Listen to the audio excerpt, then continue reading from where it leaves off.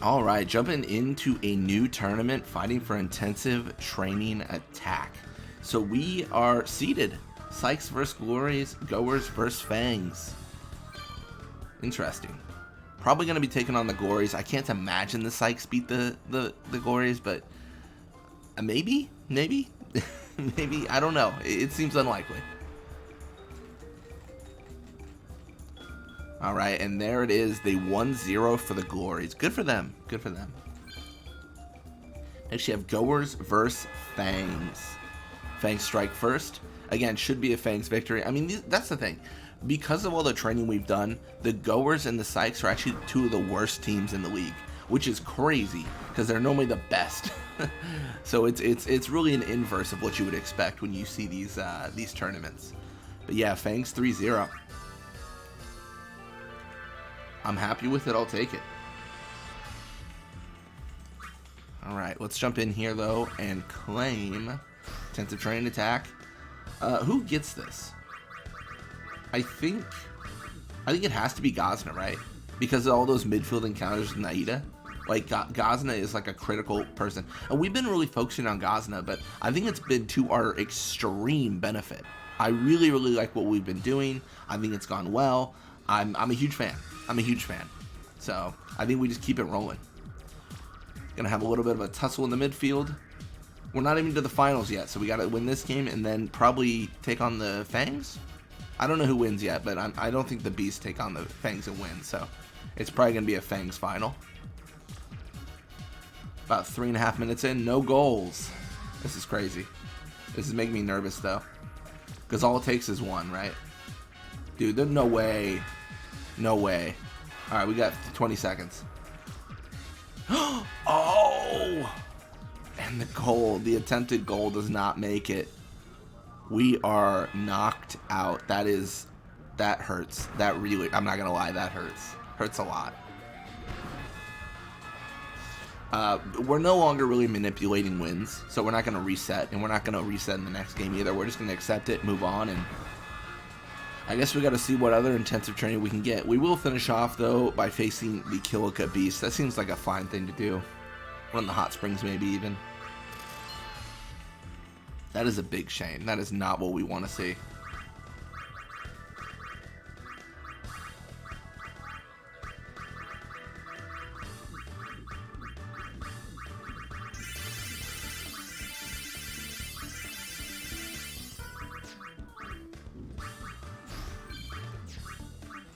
Alright, let's jump in for visual. First, we're going to see Glories versus Fangs. Should be a Fangs victory, but Glories sometimes win these. It's kind of interesting. Sometimes they're able to take the W, man. Sometimes.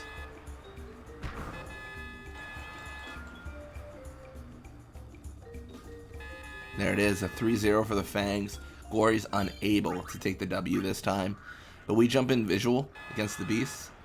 See what magic we can perform. Gonna visual max pressure.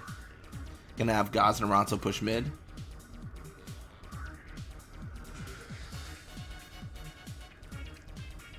Oh, and there it is. I was gonna say no one's really trying to stop him, but Borja finally gets the hint, pushes on Gazna Ronso. Gazna steals.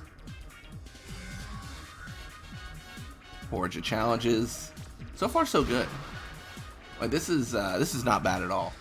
About 30 seconds in, we're already challenging for an attempted goal. Ooh, that is not the play. We've seen it work before, but it's not the play.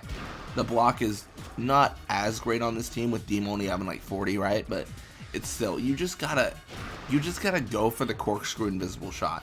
Or sorry, corkscrew pressure play shot.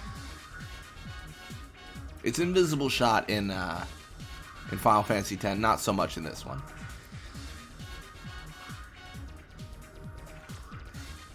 Team sets up Vorja. And same rule applies to them. It is not a good idea to try for the setup volleys, man. They just don't work. The majority of the time, they don't work. Pass to Basik. We're pushing forward. Beautiful. Basik pass to Gazna.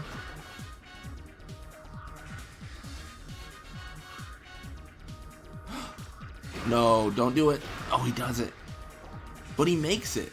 That's incredible. 1-0 for us. We'll accept that.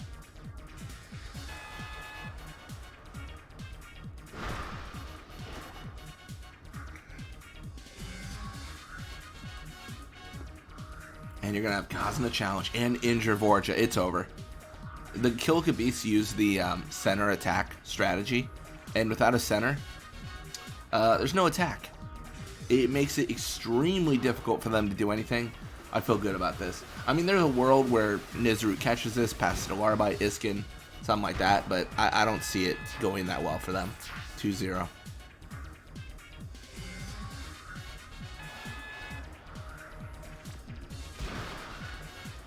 Warbite past to Kolkin. It's beautiful.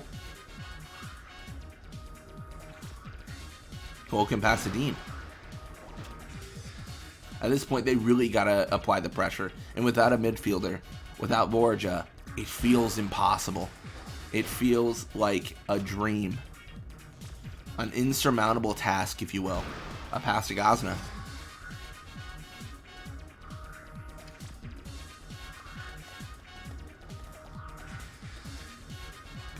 Gazna pushing for it. Ooh, now Gazna's injured. This would be really bad except for the fact that we already have 2 goals. This does limit our ability to score, but being already ahead in the game alleviates those concerns a lot.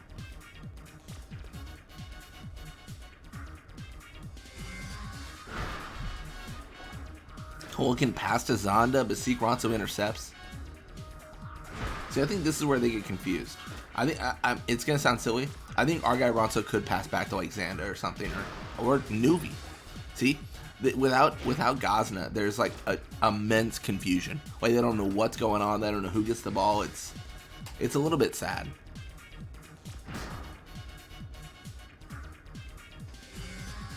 I guess it kind of makes sense to a degree. If you had an injury in one of your positions and you had a certain play that required that position, you wouldn't really know what to do. But you would think there'd be like a fallback strategy. I guess really the fallback strategy is like if I do a timeout here, I can change off center attack to something else. And then, you know, I would not rely on Forge as much. Or even better, I could have like a bench player replace him. But apart, you know, I don't know. It seems like the teams generally don't do that strategy. The opposing teams for sure. I mean, they had enough struggle figuring out how to put 2 more people on each team, I think. And they were not going to put 4 more so they could have bench players. Although that would have been so cool. I don't know. I think it would have been neat. Like, I would have...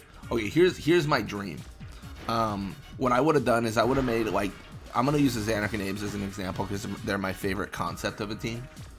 I would have done all the original, like, Xanarch and Abes players. But then, like, if Tidus gets injured, or a forward in general, Jack takes his place. Like, Jack is on the bench or something. Just as, like, a little Easter egg thing. There's not really a good story reason why Jack wouldn't be in. But that'd be kind of cool. I think that'd be really neat. But yeah, in reality, they just chose a bunch of random NPCs from around Xanarch to represent the team. When they had a team in full uniform, they could have created, but you know, I've raged enough at this concept for sure, and I probably will in the future, but still. All right, well, we claim 3rd. We get our Mega Phoenixes. We do not get intensive terrain attack, but either way, thank you all so much for watching. Hope you enjoyed it, and when you come back, don't be playing more Blitzball. Until next time.